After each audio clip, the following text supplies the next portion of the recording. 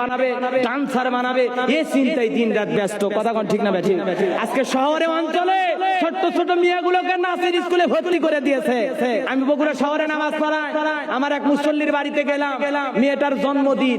আমি তো আর জানি না হুজুর মানুষ আমাকে খাওয়াবে, খুব শখ করছে। আল্লাহর রহমতে আপনাদের দোয়ায় অনেক মানুষ আমাদেরকে খাওয়ায়, আলহামদুলিল্লাহ বলে। দোয়া করি আপনারাও বেশি বেশি করে দাওয়াত খান। যে কথা বলতে চাচ্ছিলাম, মুসল্লির মেয়েটার নাম শুনলাম পিঙ্কি। কথা কন কি নাম? মেয়েটা বলতেছে আমার আব্বুর মোবাইলে আপনার 14-15টা ওয়াজ আছে, আমার আব্বু খুব ওয়াজ ভালোবাসে। তো আঙ্কেল আপনি তো খালি ওয়াজ করতেই পারেন, আপনি কি গান পারেন? আমি দেখলাম না মা, গান তো পারি না। আমি বললাম মা তুমি সবই পারো? বলে হ্যাঁ আমি সবই পারি। তো কি গান শিখেছো মা? কৌতূহলে জানার ছলে বললাম। মেয়েটা এখন এইভাবে বুকের কাছে হাতটা নিয়ে যায়, বলতেছে 100% লাভ লাভ লাভ লাভ। আমি চিন্তা করলাম ওর বয়স 5 বছর মিলেনি, 5 বছর পূরণ হয়নি।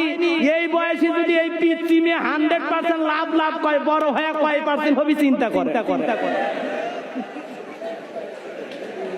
আর ওয়াজ করলাম না, এ পর্যন্ত ওয়াজ করলাম, এখন বিদায় নেই না ভাই, অনেক হয়েছে।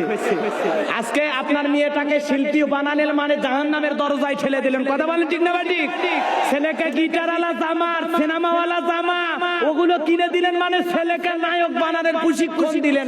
কথা বলেন ঠিক না ঠিক? এজন্য মুসলমানের সন্তান কখনো শিল্পী হতে, মুসলমানের মেয়ে কখনো চলচ্চিত্রের নায়িকা হতে পারে না। আজকে অনেক সম্ভ্রান্ত ভদ্র পরিবারের একজন মেয়ে, ওনার নাকি পরিবারটা খুবই ভালো, নাম পরিমণি কিনা। ওনার বংশের লোকগুলো খুব ভদ্র, ওনারা ইসলামী ফাউন্ডেশনের চেয়ারম্যান। এরকম একটা ভদ্র পরিবারের মেয়ে সিনেমায় অশ্লীল ছবি করে। কথা ঠিক না ঠিক? তাহলে হাজির নাতনি আজকে যদি সিনেমার অভিনেত্রী হয়, একজন হাজির ছেলে যদি সিনেমার নায়ক হয়, আজকে মুসলমানের ছেলে যদি সিনেমার নায়ক হয়, কিসের মুসলমান? কথা কোন ঠিক না ঠিক? ছেলে কোরআনের হাফেজ হবে, গায়ক না, ছেলে কোরআনের হাফেজ হবে। ছেলে মাদ্রাসায় লেখাপড়া করবে, কামিল পাস করবে, হাফিজে কোরআন হবে, মাদ্রাসার মুআতামিম হবে, ছেলে সাইকুল হাদিস হবে, একজন কোরআনের হাদিস পড়নেওয়ালা ছেলের বাবা হবেন, যেই ছেলে আপনি মারা যাওয়ার পর জানাজার নামাজ পড়াবে। সুবহানাল্লাহ। এমন ছেলে বানাইতে হবে।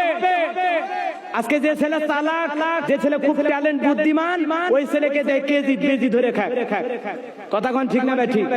আর যে ছেলে সবচাইতে বদমাইশ, খারাপ, সব জায়গায় আগে ঘুরেছে, কোনো মতেই মানুষ করা যাচ্ছে না, তখন একটা পাঞ্জাবি আর টুপি কিনে দেখায় বাবা সাল্লাল্লাহু পরে আছে না? না। তার মানে অবস্থাটা কেমন? একটা ভাই কথা কি বাড়িয়ে যাচ্ছে, রাগ করতেছেন নাকি? আপনারা একটা কাক চেনেন না? কাক দোয়া করছে আল্লাহ শবে বরাতের রাত্রিতে। আমরা তো শবে বরাত রাত পাচ্ছি না ভাই, শবে বরাত আর কয়েকদিন পরে তো শবে বরাত শুরু হবে।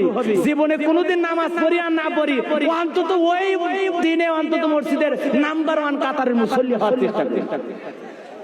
আমাদের দেশে কিছু বরাত আছে, শবে বরাত, শবে কদর, শবে মেরাজ, এগুলো মসজিদে লোকের জায়গা দেওয়া যায় না। আছে না নাই?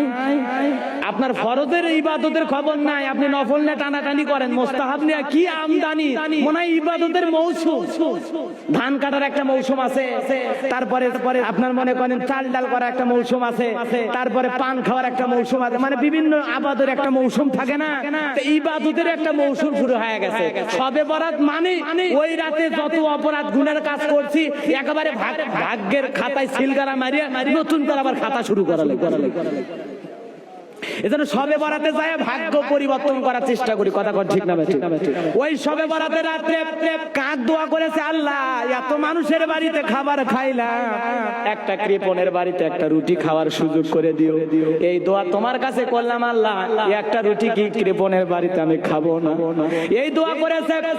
পরের দিন সকালবেলা তাকায় দেখে একটা কৃপণের বাড়িতে, বাড়ির ছাদে অনেকগুলো রুটি।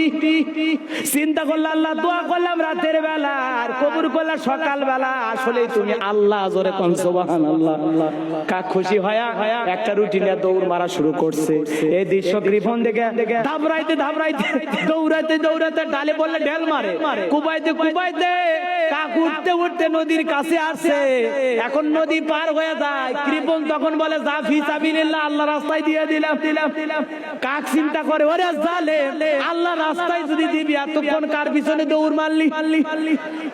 তা আজকে আমাদের অবস্থাও তাই, ছেলেকে এখানে সেখানে দিয়া কোন জায়গায় যখন মানুষ করা যায় না তখন মাদ্রাসায় দিয়া পাঞ্জাবি ডুবি বানায়া দিয়া কয় যা বাবা এখন সুবহানাল্লাহ পড়ে খা। আল্লাহ বলে মাদ্রাসায় যখন দিবি এত স্কুল কলেজ কেজি বিজি ঘোরাইলি কে? ঠিক না ভাই? তাই বলে আমি বলতেছি না স্কুলে পড়াবেন না। আমার ভাইয়েরা অবশ্যই ছেলেগুলোকে স্কুলে পড়াবেন। আল্লাহ পাক সবাইকে কবুল করুন। অনেক আলোচনা করেছি আমার ভাইয়েরা, যতটুকু করেছি এটুকুর মধ্যেই যদি আল্লাহ পাক আপনাকে আমাকে এর মধ্যে একটি কথাও যদি হেদায়েতের নিয়তে মসজিদের উন্নয়নে, মাহফিল ঈমানের উন্নয়নে যদি ছেলেটাকে মেয়েটাকে সঠিক রাস্তায় পরিচালিত করতে পারেন, দ্বীনের পথে পরিচালিত করতে পারেন, ঈমান ওয়ালা বানাইতে পারেন, আল্লাহ এর উসিলা করে আপনাকে আমাকে কবর জান্নাত দান করবে। জোরে বলেন আমিন।